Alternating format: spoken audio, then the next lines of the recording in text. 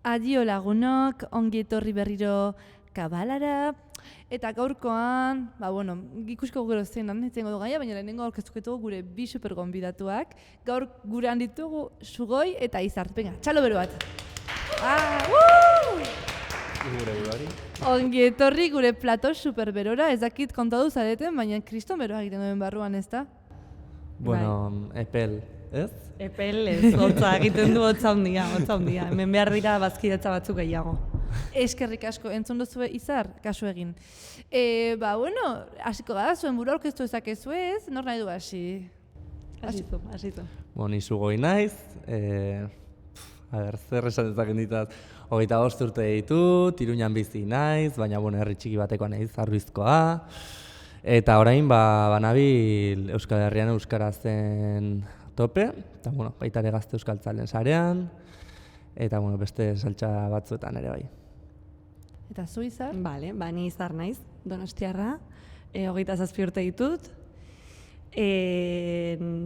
zuzenbidea bukatzen ari naiz, eta beste banabile espazio ezberdinetan tartean EH Bildun, eta uste dut, horregatik ere hemen nagoela.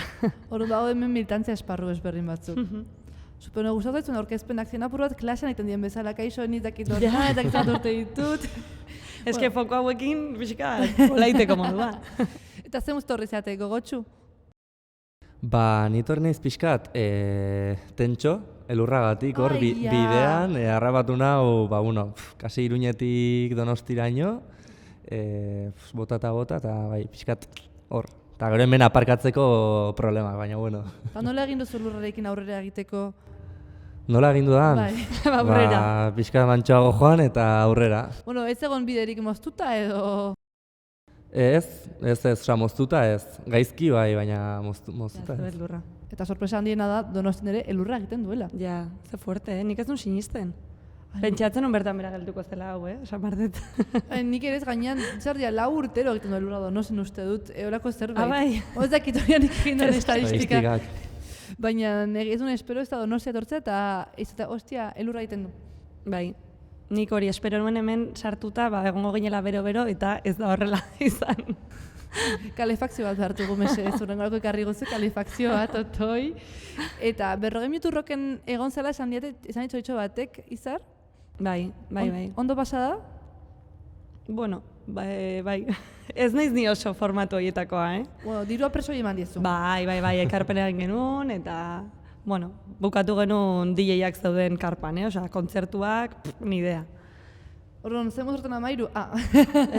Uste dut ondo, me han kontau. Super ondo. Orain sartuko gara gaian eta hortarako Unaik sarrera ederroa pasatu digu. Ale, Unai.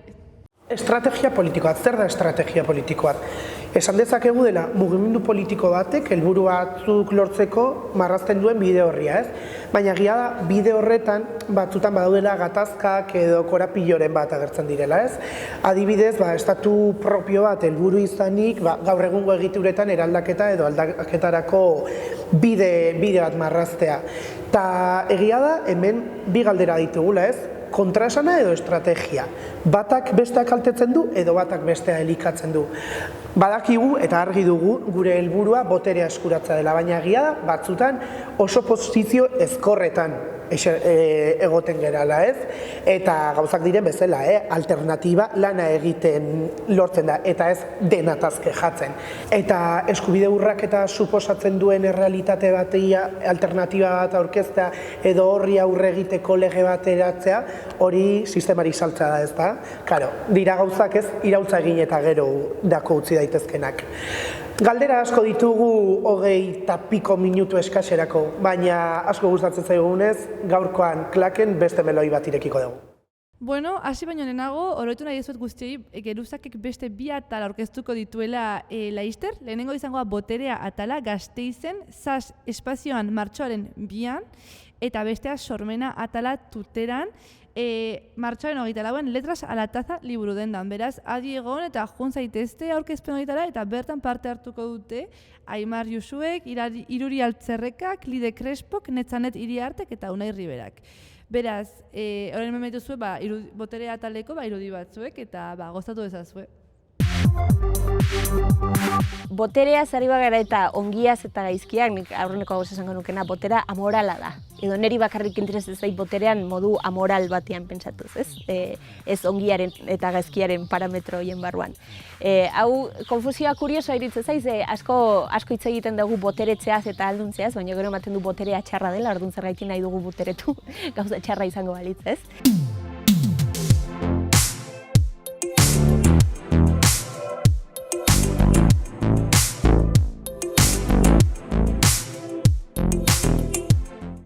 Bueno, sartuko gara ja, gure salda beroan, gure txokate beroan. Beraz, hasteko, objektu bat ekarri duzuela uste dut? Bai. Zu hasiko zara Ni bain? hasiko naiz. Bai, hasi benga, Izar. Nik improvisazioaren ondorioa da objektu hauek hartzea. Atzo lagun batek sugeritu zian hauek hartzeko eta sanian baizea. Eta gaur ez nekan beste ezer gainean eta orduan ekarri dut nire deneia. Vale. Nana, oso ondo. Nana, ez da, bai. Eta azalduko dut zergatik edo... Bai, azaldu eta jarri hor. Ez digna ikusi nire zenbakia. Ez alderantziz. Bueno, eta ez dakit, iruditzen zait simbolo asko baditula tarjeta horrek, ez? Osea, batetik herritartasunarena, eskubideak eta nola den hain arbitrarioa hori nork eskuratzen duen eta nork ez, eta horren atzean dagoen guztia. Eta gero, guri tokatzen egunetik, Espainiar deneia dela, eta ni behintzat horrekin ez naizela identifikatzen, eta pentsatzen horretaz ere hitz egingo gula gero. Berda, bai, zen hori erakutsi nahi zuen Reino de España berria jartzen duela handian, super polita.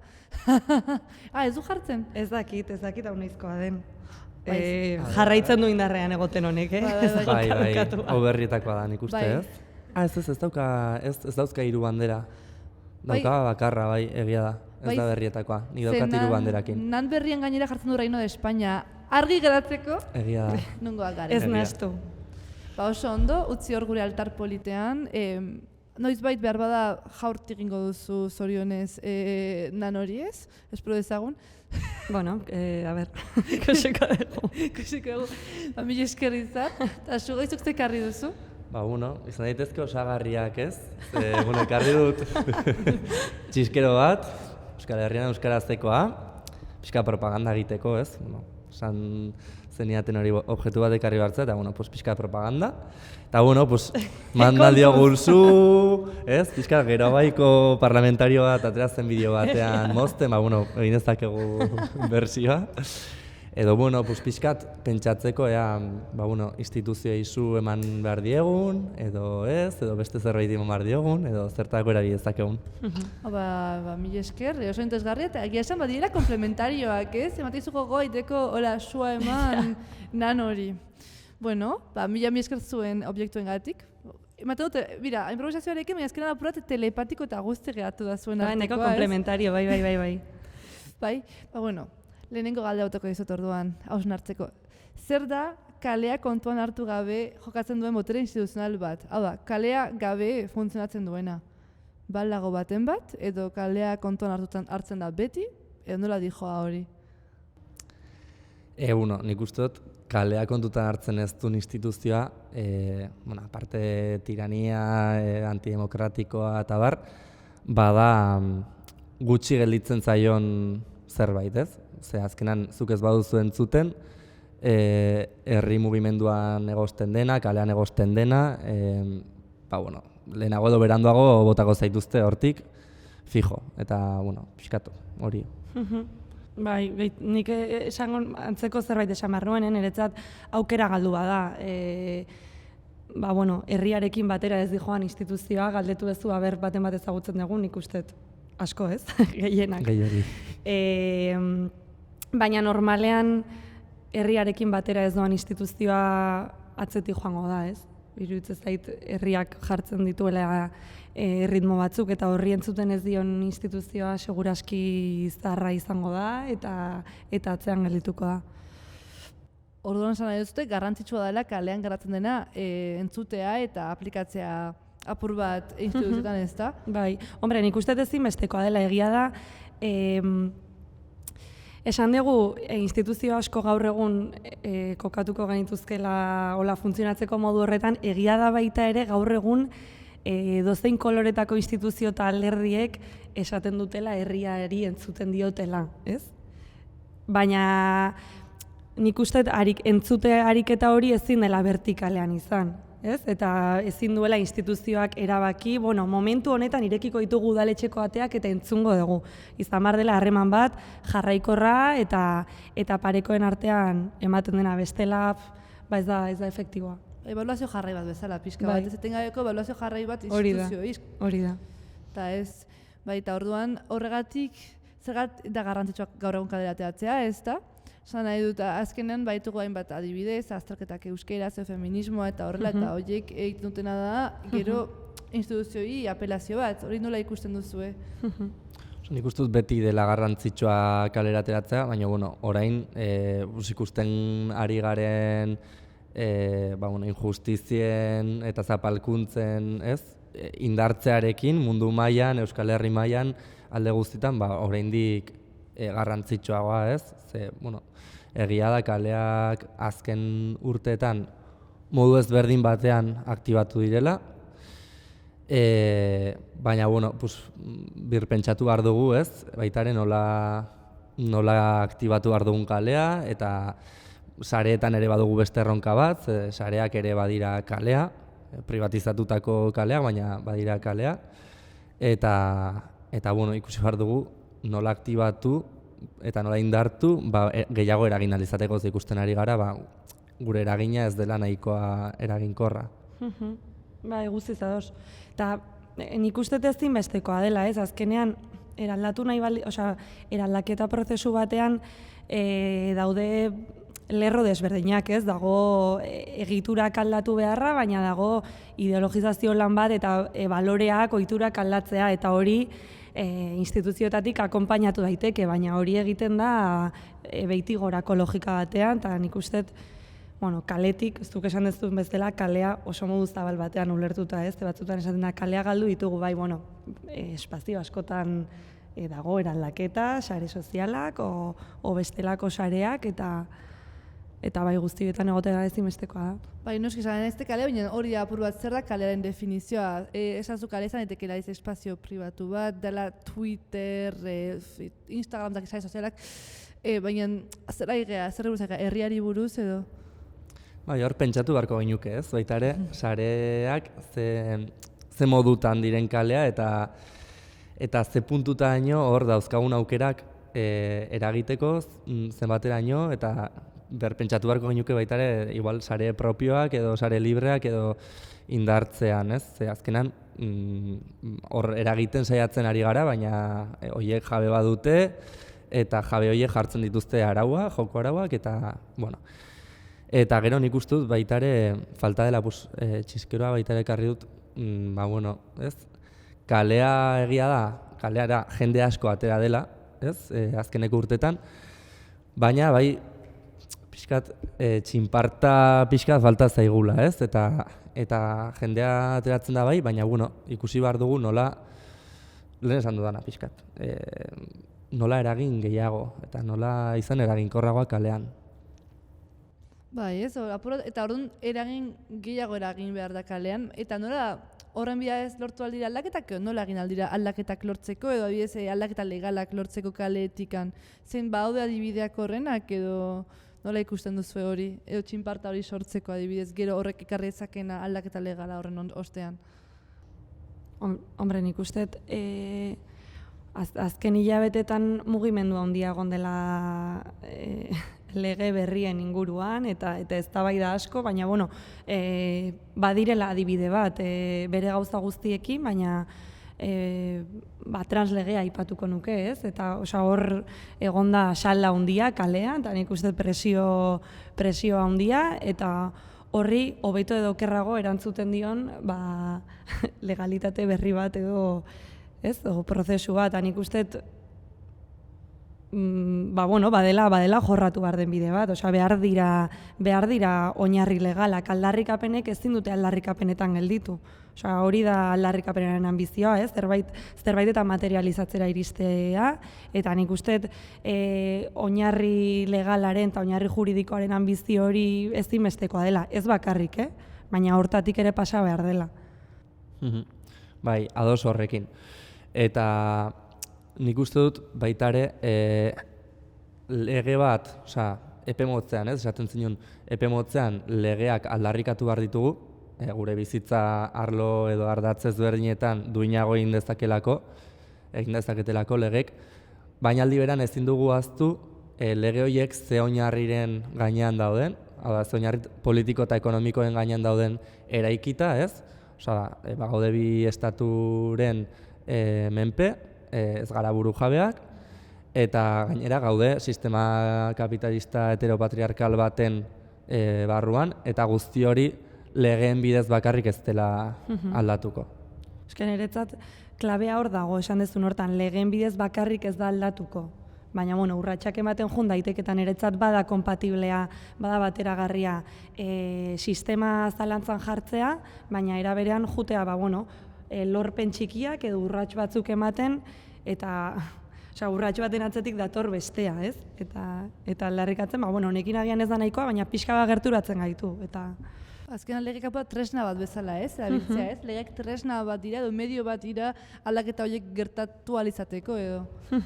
Ez azken finean, ezin da aldaketa guztia hortu, baina lege horiek edutela bermatu eskubide batzuk adiz betetzea, ez? Imaginatu, euskara ofizialetan tokietan, ados, euskara ez sustatu, baina ofiziala ez den bitartean. Hori da. Azkenan, hori da oso adibide ona, adibidez, ez? Momentu honetan, Euskal Herri guztirako eskatzen dugu ofizialtasuna, urte askoren ondoren, momentu honetan justo Nafarroa garaian gabiltza lanketa horrekin, ez? Eta badakigu hori lortzen dugunean Euskaldunek ez dugula gure euskaraz bizitzeko eskubidea bermatuta izango, baina bai emango digula eta adibide bezala dugu Araba, Bizkaia eta Gipuzkoa, non ofiziala den duela urte asko, baina ez den nahikoa hori izan euskaraz bizializateko. Baina badakigu horrek helduleku importante bat emango digula gure eskubideak aldarrikatzeko, ez? Hemen jartzen du eta nik eskubidea daukat, eta zergatik jende askorentzako instituzioak referentzia nagusia direlako eta gero estatuarentzako baita, ondorio legalak, ondorio ekonomikoak eta horren arabera erabakitzen direlako. Kontua da, eta bada bizi egun sistema instituzional eta burokraziaren ondorio, baina legeak ere oso modu estankoan ulertzen ditugula, eta agian gerturatzen geranean muturreko, nolabait esategatik, muturreko egoera batera ulertzen dugu gehiago legea jokatu ezaken papera, izan daiteke euskararen ez ofizialtasunaren kasuan, baina zu jarri ez du adibidea. Eaen zergatik ez eskatu beste euskara lege bat, ez? Adibidez, gaude egoera batean, baina guain, legeek ere indezaketela aurrera, eta momentu batean balio izanak ez du esan nahi hortik urte batzuetara, edo egoera aldatzen denean, beste buelta bat eman ezin zaionik lege horri, o beste bati, edo... Azken finean, egin behar da probat birplantatu etengabe eta hor jarri saltxan. Eta adibidez horrekin dut, zeintzuk dira gaur egun Euskal Herriak instituzioi exigitzen dien aldaketa nagusiak, zuen ustez adibidez izar hasiz eta gero jarraituko egu, baina zeintzuk dira adibidez zure ustez? Eske zerrenda oso luze izan daiteke. Nik uste zaintzaren arloan behar dela araudi berri bat eta orokorrean sistema berri bat ukaezina dela, eta gaina hori eredu bezala jarriko nuke. Mugimendu feminista ari da hausnarketa hau ematen, ari da planteamenduak egiten aldarrikapen ahulen lerroa eramateko, eta nik uste horrek bai ala bai beharko duela ondoren itzulpen bat arlo formalean, bat aipatzagatik, etxe bizitza legea, ez dakit, 3 puntu. Bai, nik uste zaila dela esatea zein diren Euskal Herriak eskatzen dituen legeak. Ze, karo, segun hori galdetzen diozun, ez? Karo, argia moztuta duen pertsona bati galdetzen badiozu, esango du instituzioek espropiatu behar dituztela energia enpresak eta bermatu behar duela bere argindarra izateko eskubidea. Claro, galdetzen baiozu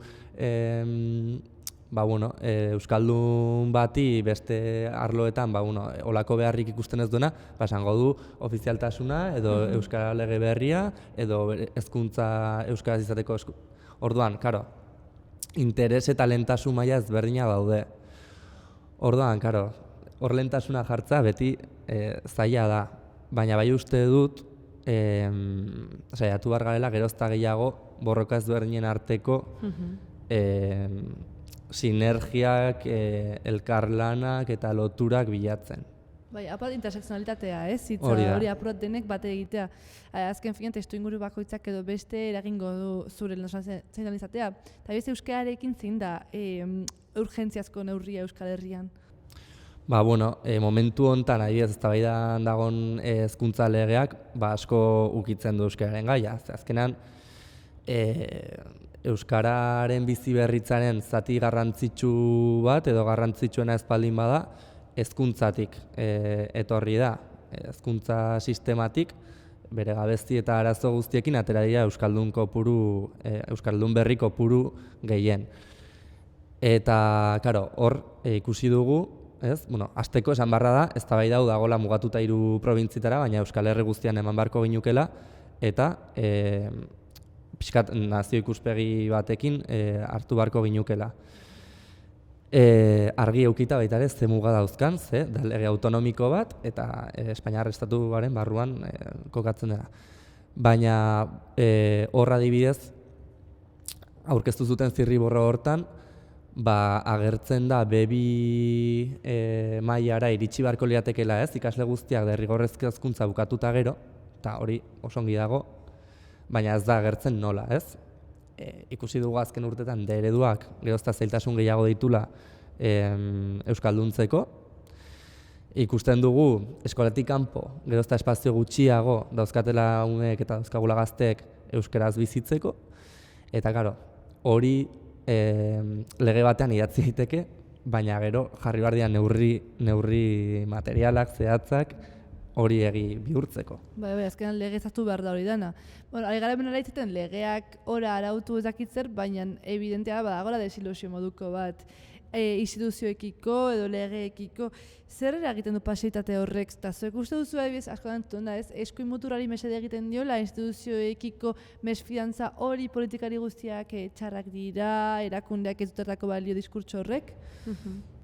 Hombre, nik uste, azteko desilusio hori guztiz ulertzekoa dela, egoera txarra da, ez da aldatzen urtez urte edo okerrera doa, eta gaina are gehiago begiratuta gazte belaunaldiei, ez da duela urte batzuk esatezena ez dakagu etorkizunik, oraina ere, gaur hori dago zalantzan eta hainbeste mila krisi ekologikoa eta pandemia eta ziurgabetasun horrek desilusioa eta desatxikimendua eragitean ikuste guztiz normala dela.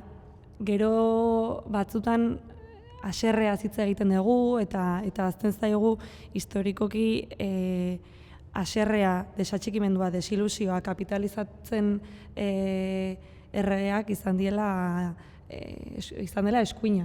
Eta hori orain ere gertatzen ari da. Orduan, nik uste bilatu behar direla ilusionanteak izan daitezken palanka horiek edo eta parte hartu.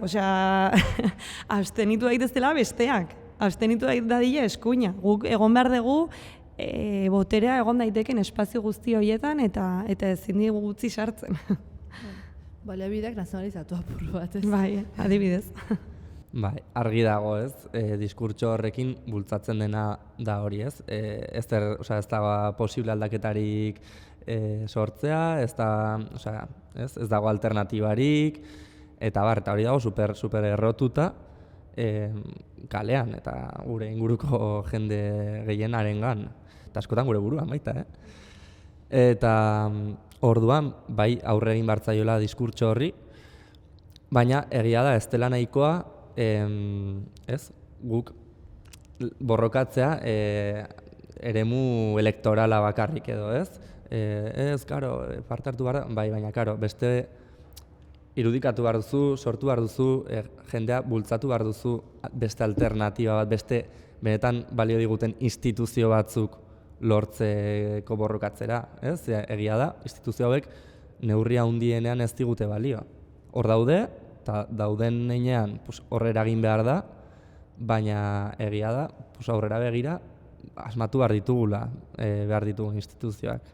Eta noski, eta gero ere, ezin duguna eginda egon itxaroten, heltzea magikoki momentu ondana perfektuan borrokatu behar da horren alde ere, ez da? Hori da.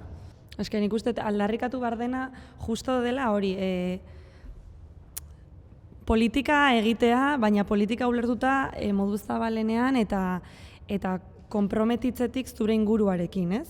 Eta konpromiso horren baitan, zergatik ez, baita ere instituzioak baliatzea, baina zerbait perspektiba osoago baten baitan, eta hori esan dezuna ezin dela egoera da desesperante xamarra, baina egin behar da, eta konprometitu behar da inguruarekin. Noski, esan ez daike, esaten zu ez, baina legeak alatzak ez duetako, ostras, agian Nafarroako pertsona batentzat, izan daiteke Nafarro galdeko batentzako euskaraz bizia izatea, eskubide bat izatea, izan daiteke aldaketa bat bere eguneroko bizitzan, edo adibidez onartzat zure identitate LGTBI identitate baldin badokazu, hori onartu alzatea eta horrekin bizaletea ez, eta esan duzu hori gabe edo horrekin aldaketa txipiat dago zure eguneroko bizian. Ostras, atzerritartasun legea, ez? Adibidez, osea, lege hortaz hitz egin behar da, ezin da, esan eske instituzio hauek o lege hauek ez dute balio, baina hemen jendea bizi da gaur eta behar ditu erantzunak bihar, osea, o gaur edo bihar. Eta ez da posible jendea hiltza bidasoa ibaian ere, eta adibidez horregatik eta dena. Bai, helburu handi bat badago, ez, apur bat, instituzioek edo egin behar dute bide batera, egin behar duguna bideratu apur bat instituzioak, ez, gure kaleko jardunarekin eta dena, esan duzuna apur bat. Bai, nik ulertzen dugun bezala, kaleak izan behar dira markatzen dutenak norabidea eta instituzioa joan behar dira hori babesten eta hortara moldatzen, ez? Eta hori posible egiten. Eta, karo, egia da, momenturen batean, baldin badaude benetan instituzio batzuk hortan dabiltzanak, momentu batzutan tokatuko da konfrontatzea egituren oinarriekin eta bar.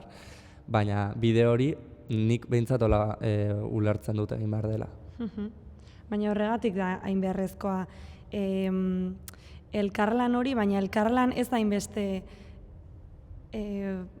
bi sujeto, paraleloan doazen bi sujeto izango balira bezala, ez? Osea, hemen dago eraldaketa prozesu bat, eta instituzioetatik bakarrik egiten den bitartean horrek ez du ezertarako balio. Osea, eta jarri ditugun adibide guztiek balio dute hori azaltzeko, baina alderantziz ere kaletik egiten den horrek bakarrik gero materializatzea oso da zaila, eta orduan, osea, elkar,